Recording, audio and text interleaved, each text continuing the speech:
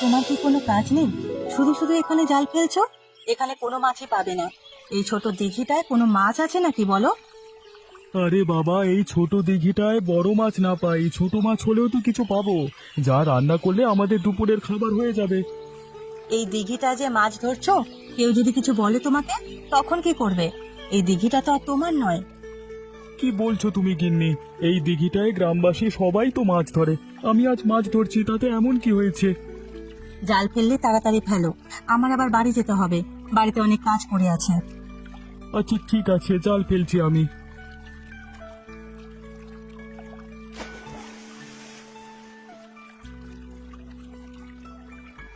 দেখেছো গিন্নি, জালে কত বড় একটি কাতলা মাছ উঠে এসেছে। এ তো দেখছি বিশাল বড় কাতলা মাছ। পুরো গ্রামকে ভাগ করে খাওয়ালেও এটা কমবে না। তবে এই কাতলা মাছের খবর পেলে গ্রামে নাকি তুলকালাম কাণ্ড ঘটবে। আরে গিন্নি, তুমি এখন এত কথা বলো না, তাড়াতাড়ি কাতলা মাছ নিয়ে বাড়িতে চলো।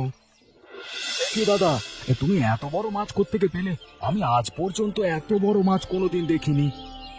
আরে আমাদের গ্রামে যে ছোট দিঘিটা আছে না, সেখানেই জাল ফেলেছিলাম। হঠাৎ অনুভব করলাম জালে অনেক ওজনের কিছু একটা বেঁধেছে। তা জাল তুলতেই দেখি বিশাল বড় কাতলা মাছ। তুমি কি বলছো দাদা? অতটুকু ছোট দিঘিতে এত বড় একটি কাতলা মাছ পেলে তুমি? যে আমি কোনোভাবে বিশ্বাস করতে পারছি না। আমিও সেখানে ছিলাম তোমার দাদার সাথে। প্রথমে আমি নিজের চোখকে বিশ্বাস করতে পারিনি। তবে তোমার দাদা যা বলছে, একদম সত্যি কথা বলছে। এত বড় মাছ তা ওই ছোট দিঘিটায়? বাহ দাদা, তাহলে তো আমাদের কপাল খুলেই গেল, কি বলো? হ্যাঁ, কপাল খুলেছে কিনা জানি না, তবে বিশাল বড় একটি মাছ খাওয়ার স্বাদ পাওয়া যাবে। আমি আজকে বিক্রি করব না সবাইকে নিয়ে খাবো, সেটাই ভাবছি। তাহলে তো আরো ভালো হয়, সবাইকে নিয়ে মাছ খেতে ভালোই মজা হবে। হ্যাঁ, আমিও তো সেটা ভাবছি। গ্রামবাসী সবাইকে নিয়ে এই মাছটা আমরা রান্না করে খাবো। বেচা বিক্রি করব না এই মাছটা আর কি। বিক্রি করলে অনেক টাকা পাওয়া যেত। তবে তুমি যখন সিদ্ধান্ত নিয়েছো এই মাছ বিক্রি করবে না, গ্রামবাসী সবাই মিলে খাবে, তবে তাতে আমার কোনো আপত্তি নেই। এটাও একটি ভালো কাজ। কাজ বাজ যা আছে সেরে আয়, কালকে সকালে সবাইকে নেমন্তন্ন দেব। আচ্ছা, তাহলে আমি কাজে যাই। সুকান্ত, এত তাড়াতাড়ি করে কোথায় যাচ্ছিস? কোত্থেকেই বা ফিরলি? কাজ শেষ করে হরিপ্রসাদ বাবুর বাড়ি থেকে ফিরছিলাম, বাড়িতেই যাচ্ছি। তা শুনলাম তো দাদা নাকি ছোট দিঘি থেকে বিশাল বড় একটা কাতলা মাছ পেয়েছে। এই কাতলা মাছ ভাগাভাগি করতেই বুঝি তড়িঘড়ি করে বাড়িতে ফিরছিস? আমার দাদা যে ছোট দিঘি থেকে কাতলা মাছ পেয়েছে, সেটা তুমি কোত্থেকে জানলে? আকাশে চাঁদ উঠলে সেটা ঢেকে রাখা যায় না ভাই, সবাই দেখতে পায়। তোরা হয়তো ভেবেছিলিস কথাটা লুকিয়ে রেখে বড় কাতলা মাছটি একারাই ভাগ করে নিবি, কিন্তু আমরা সেটা হতে দেব না। হতে দেবে না মানে? কি বলতে চাচ্ছ তুমি? আমাদের এই কাতলা মাছের ভাগ দে, না হলে তোর ভাইকে জিজ্ঞেস কর কাতলা মাছ বিক্রি করবে কিনা। আমি তো মাছের ব্যবসা করি, শহরে গিয়ে কাতলা মাছটা বিক্রি করে অনেক দাম পাবো, সেখান থেকে না হয় তোদের অর্ধেক ভাগ দেবো। না না, আমরা এই কাতলা মাছ বিক্রি করব না, সবাইকে নিয়ে এই কাতলা মাছ রান্না করে খাওয়া হবে। অবশ্যই তোদের এই কাতলা মাছ বিক্রি করতে হবে। আরে বলছি তো কাতলা মাছ বিক্রি করব না, তার উপর তুমি জোর জবরদস্তি করছো কেন? হ্যাঁ, বেশি বাড়াবাড়ি করতে এসো না আমার সাথে। তোমার থেকে আমার শক্তির জোর কিন্তু অনেক বেশি। আচ্ছা, শরীরের জোরে দিমাগ দেখাচ্ছিস, ঠিক আছে আমিও যাচ্ছি। হরিপ্রসাদ বাবুর কাছে তোর ব্যবস্থা করা যায় কিনা সেটাই করছি। হ্যাঁ, যাও যাও, যেটা পারো করে নাও, ঢং দেখাচ্ছে। কি গো ভোলানাথ, তা কি মনে করে আমার বাড়িতে আসলে? তোমার মাছের চালান তো সেই আগে আমি পাঠিয়ে দিয়েছি। মাছের চালানের জন্য আমি এখানে আসিনি হরিপ্রসাদ বাবু। মাছের চালানের জন্য আসনি? তাহলে কেন এখানে এসেছো সেটা বলো। গ্রামের খবরাখবর আপনি কিছু রাখছেন? গ্রামে কি ঘটছে সে তথ্য তো আপনার কাছে মনে হচ্ছে নেই। সবকিছু তথ্যই তো আছে, লালটু তো সব খবরই আমাকে এনে দেয়। গ্রামে যে এক বিশাল বড় মাছের কাণ্ড ঘটে চলেছে সেটা কি আপনি জানেন? আপনার লালটু কি সেই সংবাদ আপনাকে দিয়েছে? কিরে লালটু, এই খবর এখনো আমার অজানা কেন? আরে আমার তো ভোলানাথের কাছে এ খবর নতুন শুনছি আমি। মানে বাবু ইয়ে করে। তোমাকে আর লালটু মানে করতে হবে না। হ্যাঁ, আমি বলছি, গ্রামের ছোট দিঘিতে আপনার কর্মচারী সুকান্তের মানে ভাই রতন একটি বিশাল বড় কাতলা মাছ পেয়েছে নাকি, তা সে মাছ নিজেরা ভাগাভাগি করে নিচ্ছে। আপনি কি ওর কোনো ব্যবস্থা করবেন না? ব্যবস্থা তো করব। রাতে কি আমরা সীমা চুরি করে নিয়ে আসবো? তুমি সকালেই সেই মাছ বিক্রি করে দেবে। গ্রামের সেই মাছ বিক্রি করা যাবে না, ধরা পড়বো। আর একটি মাত্র মাছ নিয়ে শহরেও যাওয়া যাবে না, লোকসান হবে। দুদিন আমি মাছটি লুকিয়ে রাখবো, তারপর নিয়ে যাব। আচ্ছা ঠিক আছে, করো তোমার যেটা সুবিধে হয়। এই তবে বাবু, ওই ছোট দিঘিতে যেহেতু একটা মাছ পেয়েছে, নিশ্চয়ই আরো মাছ আছে, সেগুলো ধরতে হবে। এটা ঠিক বলেছিস, একটা মাছ যেহেতু আছে আরও আছে। আগে এটার ব্যবস্থা করি, পরে ওটা দেখা যাবে। রাতে তোরা চলে আসিস। আচ্ছা ঠিক আছে বাবু। কি গো রতনদা, তুমি এখানে এভাবে চিন্তিত হয়ে বসে আছো কেন, একা একা নদীর ঘাটে? সবকিছু নিয়ে বড় চিন্তা হচ্ছে। গ্রামে একটি মাছ নিয়ে যেভাবে তুলকালাম কাণ্ড ঘটে চলেছে, সেসব জেনেও কিভাবে নিশ্চিন্তে বসে থাকবো আমি, বলো? আরে রতনদা, তুমি এত চিন্তা করছো কেন? আমরা সব সময় ন্যায়ের পথে আছি। তুমি যেটা করছো সেটা অবশ্যই ন্যায়সঙ্গত। তুমি একটি মাছ পেয়েছো, একা খেতে নয় তো সবাইকে নিয়ে ভাগাভাগি করে খেতে চেয়েছো। তা দুষ্ট লোকেরা যতই তোমার পেছু লাগুক না কেন, তোমার কোনো ক্ষতি করতে পারবে না। হ্যাঁ, আমরা সব সময় তোমার পাশে আছি, বুঝলে? হ্যাঁ দাদা, অমিত যা বলছে একদম সত্যি কথাই বলছে। আমরা ন্যায়ের পক্ষের লোক, অন্যায়ের বিরুদ্ধে। তুমি যেহেতু ন্যায়ের পক্ষে আছো, গ্রামবাসী সবাই ন্যায়ের পক্ষে থাকবে। তুমি শুধু শুধু ওই খারাপ লোকেদের কথা ভেবে চিন্তিত হয়ে না। সাধারণ কোনো লোক থাকলে তাতে আমি চিন্তিত হতাম না, কিন্তু ওনাদের তো অনেক ক্ষমতা। একজন গ্রামের মোড়ল আর অন্যজন হলো গিয়ে ধর্নাঢ্য মাছ ব্যবসায়ী। কিভাবে তাদের সাথে পেরে উঠবো সেটা নিয়েই ভাবছি। আমি তো বললাম দাদা, আমরা তোমার সাথে আছি। যত বড় লোক আসুক না কেন, তোমাকে ছেড়ে পিছু পা হব না। তুমি এসব নিয়ে কোনো চিন্তা করো না, সবকিছু দায়িত্ব আমাদের। তোমাদের কথায় কিছুটা হলেও আশ্বস্ত হলাম। তাহলে আর এখানে বসে থেকো না, যাও বাড়িতে যাও। আচ্ছা ঠিক আছে। এই রতন, এই সারা রাত ধরে মাছ খেয়ে পেট ফুলিয়ে এখন ঘুমিয়ে আছিস, সবাই তাড়াতাড়ি বের হয়ে আয় বলছি, উল্লুক। কি হয়েছে? সকাল সকাল তোমরা এভাবে আমার বাড়ির উঠানে এসে চেঁচামেচি করছো কেন? হ্যাঁ, আর মাছের কথাই বা কি বললি ঠিক বুঝতে পারলাম না, আবার বলো। এই এই গ্রামের সবাইকে ওই বড় মাছ খাওয়াবি বলে এখন নিজেই সেই মাছ খেয়েছিস নাকি বিক্রি করে দিয়েছিস সেটা বল। কি বলছো তোমরা? আমি তো সে মাছ খাইনি, ভেবেছি আজকে দুপুরে সবার জন্য সেই মাছ রান্না করব। তাহলে সেই মাছ কোথায়? আমার ঘরে রাখা। হ্যাঁ, যাও যাও, তাহলে নিয়ে আসো গিয়ে।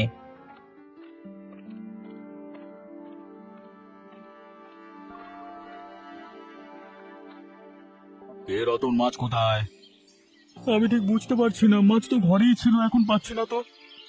এই তোমরা সবাই দেখো তো, বড় মাছ খেয়ে মাছের মাথা এখানে ফেলে রেখেছে নাকি? বিশ্বাস করো তোমরা, আমি আর কিছুই জানি না। তোমাকে আর বিশ্বাস করবো আমরা? হ্যাঁ বেটা উজবুক। আমাকে বিশ্বাস করতে হবে না, শুধুমাত্র আমাকে একটা সুযোগ দাও, আমি এই সত্যটা বের করে ছাড়বো।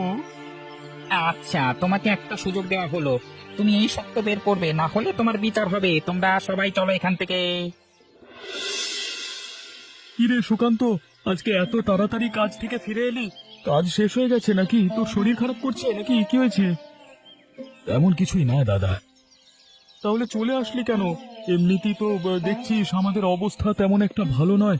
এ সময় কাজ করলে কিছু টাকা পেতাম, এইভাবে কাজ থেকে ফিরে আসা তো উচিত হয়নি। আমি ইচ্ছে করে কাজ থেকে ফিরে আসিনি দাদা। তাহলে কি হয়েছে, কেন ফিরে এসেছিস? হরিপ্রসাদ বাবু আমাকে কাজ থেকে বিদায় করে দিয়েছেন।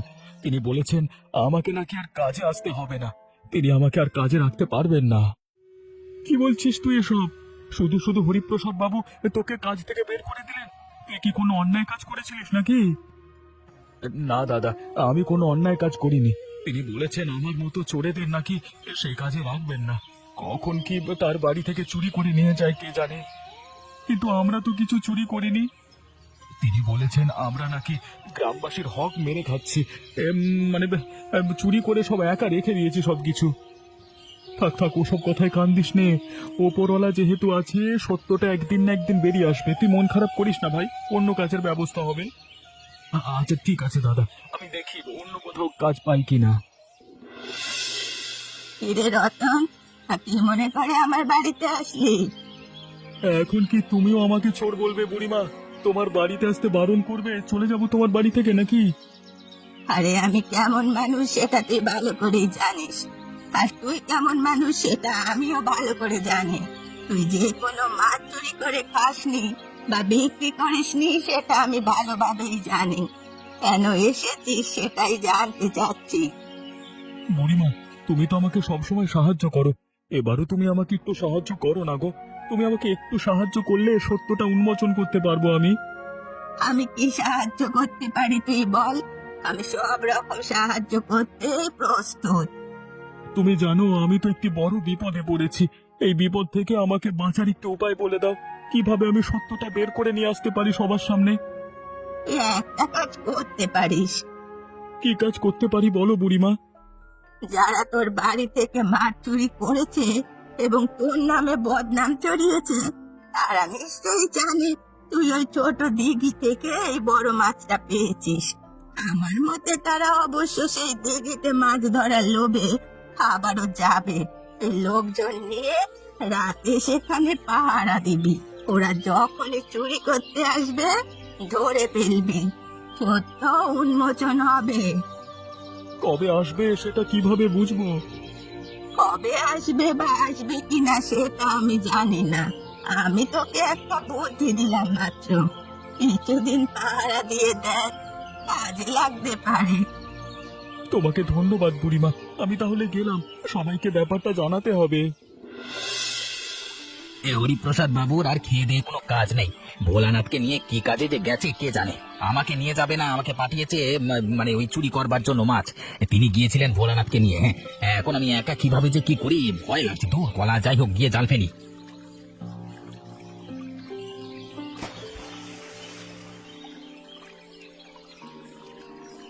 কলা একটাও জালে তো মাছ উঠলো না। তাহলে কি এই দিঘিটার কোনো মাছ টাছ নেই নাকি? তো মাছ বুঝি পেলে না লালটুদা? না পেলে সমস্যা নেই, অন্য পুকুর থেকে বড় মাছ এনে তোমাকে দিচ্ছি, যেন হরিপ্রসাদ বাবু তোমাকে বকতে না পারে। কি তোমরা সবাই মানে এখানে কি করছো? মানে এখানে কি মজা মারতে এসছো? হ্যাঁ, কিছুই করছি না গো, তোমাদের জন্য অপেক্ষা করছিলাম। তা তো দেখছি তোমরা সবাই আসলে না, তুমি একাই আসলে এখানে। তা বাকি সবাই কোথায়? আমি কিচ্ছু করিনি, তোমরা আমাকে ক্ষমা করে দাও। আমাকে হরিপ্রসাদ বাবু এবং ভোলানাথ পাঠিয়েছে। তোমার হরিপ্রসাদ বাবু এবং ভোলানাথ কোথায়? আমি কিছু জানি না, আমাকে এখানে পাঠিয়ে তারা যেন কোথায় কাজে গেছে। আমাকে ক্ষমা করে দাও। যে মাছ আমার বাড়ি থেকে চুরি করেছিস সেই মাছ কোথায় বের করে দে, তাহলে তোকে কিছু করবো না, ক্ষমা করে দেবো। আমার সাথে চলো, আমি সেই মাছ বের করে দিচ্ছি। ভোলানাথ না একটু জায়গায় গ্রামের মধ্যে সেই মাছ লুকিয়ে রেখেছে, দুদিন পরে শহরে নিয়ে যে বিক্রি করবে বলে। চল চল, আমাদের নিয়ে চল। ওই দেখো তোমরা সবাই, একটা চোর এটা যাচ্ছে আমাদের এই পথ দিয়ে। সেই চোর না, সালা একটা চোর। আরে ও চোর নাকি? ও হলো চোরেদের সাগরে। ওকে দিয়ে ওর মনিরটা চুরি করায়, সেজন্য হয়তো 2 পয়সা পেতেও পারে। আবার মাঝে মাঝে না পেয়ে লাঠি উষ্টা খায়। তোমরা এইভাবে আমাকে অপমান করো না গো। ওগো, আমাকে নিয়ে হাসি ঠাট্টা করো না, খেসা মেরো না। আমি তো তোমাদের সবার কাছে ক্ষমা চেয়েছি। আমি তো পয়সার জন্য ওদের সাথে কাজ করি। পেটের দায়ে সংসার চালাতে এসব করতে হয়। আমাকে না হলে মানে কোনো এক সময় এসব খারাপ কাজের সাথে মানে কোনোদিন জড়িত হতাম না আমি। গতকাল রাতে কিন্তু আমি তোমাদের সকল সত্যটা বলেছি এবং মাছও বের করে দিয়েছি। দুনিয়ায় কাজের কি অভাব পড়েছে নাকি যে জোর চোরেদের সাথে থাকতে হবে? তা তোর সেই মনিব জোচ্চোররা কোথায়? তাদের কি কোনো দেখা পেলি? না না, আমি সেখানে গিয়েছিলাম, তাদের কোনো দেখা পাইনি। তাদের যদি কোনো দেখা পাই তাহলে তোমাদের কাছে বলবো। আমরা দুপুরে ছোট দিঘির সেই বড় রুই মাছ দিয়ে গ্রামের ভোজের আয়োজন করছি, যদি খেতে চাস সেখানে চলে আসিস। আচ্ছা ঠিক আছে, তা দেখবো পরে। এখন আমি যাই। হ্যাঁ,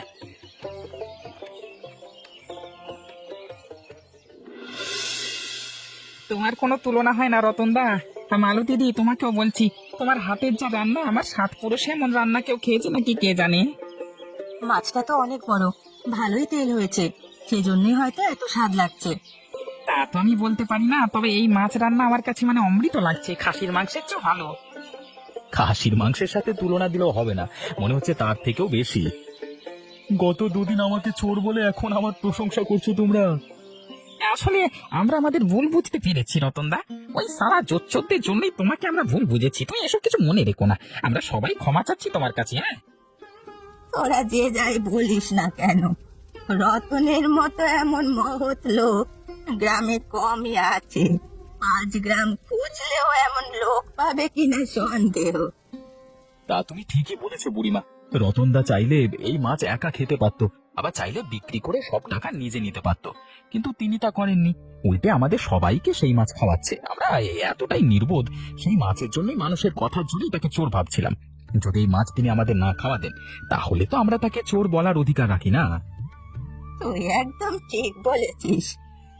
সেটা ভেবে এখন খারাপ লাগছে, তখন এত সব মাথায় আসেনি। ওই মোড়ল এসে আমাদের সবাইকে উস্কে দিয়েছে, তখন আর আমরা ভাবতে পারিনি। তখন ভেবেছি আমাদের মাছ বুঝি রতনদা চুরি করেছে। আসলে এটা আমাদের মাছই ছিল না, এটা রতনের মাছ। রতনদা তুমি মহৎ মানুষ গো, আমাদের ক্ষমা করে দাও। সেসব মনে রাখিনি আমি কিছুই। এসব মনে রাখলে তোমাদের তো আর মাছ খাওয়াতাম না। এভাবে তোমরা সবাই খাবার খাও, আমি তোমাদের ক্ষমা করে দিয়েছি। যাও যাও যাও। কি হরিপ্রসাদ বাবু এবং ভোলানাথ, আপনারা এখানে এসেছেন কেন? আপনাদের এখানে তো কোনো কাজ নেই, কোনো চোরেদের ঠাঁই এখানে নেই। আরে এত কথা বলছো কেন? আরে খাবার রাখো, আগে সারাদিন ধরো, তারপর শাস্তি পাওনা হয়ে আছে, মারবো। আরে খাবার রেখে উঠো না তোমরা, তোমাদের মতো খাবার খাও তোমরা, বাকিটা আমি দেখছি। আপনারা এখানে এসেছেন কেন হরিপ্রসাদ বাবু? এই খাবারের মধ্যে এখানে এসে কোনো ঝামেলা করবেন না। আমরা এখানে কোনো ঝামেলা করতে আসিনি, আমরা ক্ষমা চাইতে এসেছি। গ্রামবাসী কেউই আপনাদের কোনো রকম ভাবে ক্ষমা করবে না। খাবারের মধ্যে কোনো ঝামেলা করবেন না। খাবার শেষ হোক, তারপর আপনাদের জন্য শাস্তি অপেক্ষা করছে। খাবার শেষের অপেক্ষা করুন, তারপর আপনাদের কি শাস্তি হয় সেটা দেখবেন। হরিপ্রসাদ বাবু, এটা তোমাদের শাস্তি দিতে যাচ্ছে। এখানে আর এক মুহূর্ত থাকা ঠিক হবে না। চলুন চলুন, এখান থেকে ভেগে পড়ি, চলুন। বলে না, তুমি একদম সঠিক কথা বলেছো। এখানের অবস্থা তেমন একটা ভালো না। আবার শেষ হলে কখন এরা আমাদের উপর হামলে পড়ে বলা যায় না। চলো চলো, এখান থেকে চলো। ওই দেখ দেখ, সবাই যতটা পালিয়ে গেল রে, ওরে ধরতে হবে, তো পালাতে দেওয়া যাবে না মালগুলোকে। তোমরা খাবার খাও, তোমরা খাবার খাও, খাবার খাওয়া শেষ করো। ওরা পালিয়ে যাবে কোথায়? পাপের শাস্তি অবশ্যই ওনাদের ভোগ করতেই হবে। বাবু, আপনি এত দেরি করে আসলেন কেন? এত দেরি করলে হবে? গ্রামবাসী এদিকে সব ছুটে আসছে, সেটা তো বলা যায় না কখন। আমি যতটা সম্ভব তাড়াতাড়ি করবার চেষ্টা করেছি রে। আমি তো আর তোদের মতো জোয়ান লোক না, দৌড় আসতে পারি না, তাই আমার একটু দেরি হচ্ছে, আপনি হচ্ছে। তা কোন দিকে যাবো এটাই তো বুঝতে পারছি না। কোন রাস্তায় গেলে সোজা গ্রাম থেকে পালিয়ে যেতে পারবো বলুন তো? সেটাই তো ভাবছি। রাস্তা ধরে গিয়ে যদি দেখি গ্রামবাসী সামনে পড়েছে, তখন কি হবে? কি হরিপ্রসাদ বাবু, ভোলানাথ দা, ব্যাগ গুছিয়ে কোথায় যাচ্ছ তোমরা? কিরে লাল্টু, তুই এখনো যাসনি গ্রাম ছেড়ে? হ্যাঁ, তাড়াতাড়ি আমাদের সাথে চল, ওরা এসে তোকে আলু ভর্তা করে দেবে। সমস্যা নেই, আমার গ্রাম ছেড়ে আপনাদের মতো মানে কাপুরুষদের মতো পালাতে হয় না। হ্যাঁ, তোরা এত বড় মুখ হয়েছে, আমাদের কাপুরুষ বললি? যারা গ্রাম ছেড়ে এভাবে চোরের মতো পালিয়ে যায়, তারা তো কাপুরুষ।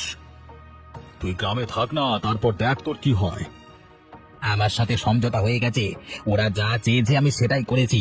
ওরা আমাকে এখন ক্ষমা করে দিয়েছে। আপনাদের পথ আপনারা মাপুন। দেখলেন হরিপ্রসাদ বাবু, আপনার চেলা এক নিমেষে পাল্টি মেরে দিল। ওরে হাতি করতে পড়লে চামচিকে তো লাথি মারে রে, জানিস তো? আপনি এখন হাতি নন বাবু, আপনি এখন চামচিকা। যান যান যান যান, তাড়াতাড়ি যান, পালা, আমি গ্রামবাসী আসলো বলি। ভোলানাথ, ভোলানাথ, চলো ভাই, 1 মিনিট এখানে দেরি করা যাবে না ভাই। চলো চলো চলো, উদুম মারবি না হলে এসে। চলো তাড়াতাড়ি, চলো তাড়াতাড়ি, চলো তাড়াতাড়ি। এমনই মজার মজার গল্প দেখতে আমাদের চ্যানেলটিকে সাবস্ক্রাইব করতে ভুলবেন না।